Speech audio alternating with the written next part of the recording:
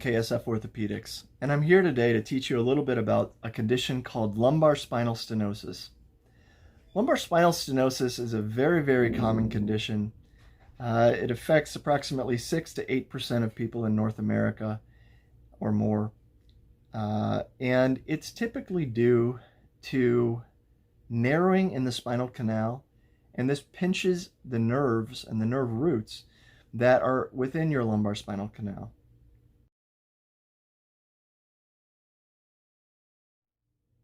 The symptoms that most people with lumbar spinal stenosis experience include difficulty with standing, difficulty with walking, and the symptoms are typically relieved somewhat if they're able to sit. In its more mild forms, people may notice that their tolerance for walking decreases from, walking 30 minutes used to be easy, and now they can only walk 10 minutes, and then they have to find a bench to sit down on. It's typically accompanied by aching and cramping and burning sensation in the buttocks, and this can radiate down towards the back of the knees on one or both sides. The reason it's important to understand lumbar spinal stenosis and recognize it is that if it's left untreated, it typically gets worse with time, and it may progress at a different rate in different people.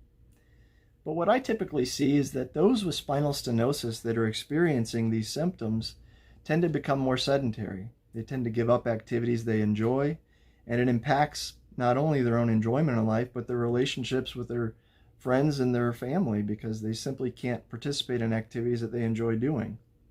If it's left untreated for long enough, it also starts to erode a person's ability to remain independent, because you can have difficulty even standing for long enough to cook for yourself or to do your dishes. So with this condition, when it's appropriately diagnosed and discussed with the patient then has the ability to choose a treatment option.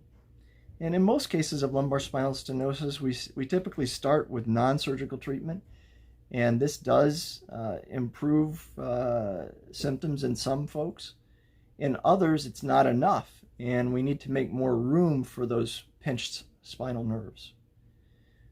Whatever the case may be, I would encourage you to be evaluated by an expert if you are having these types of symptoms, so that we can allay any fears that you have and arm you with facts so that you can make good, well-informed decisions for yourself and for your loved ones. If you'd like to be evaluated for this, please give us a call.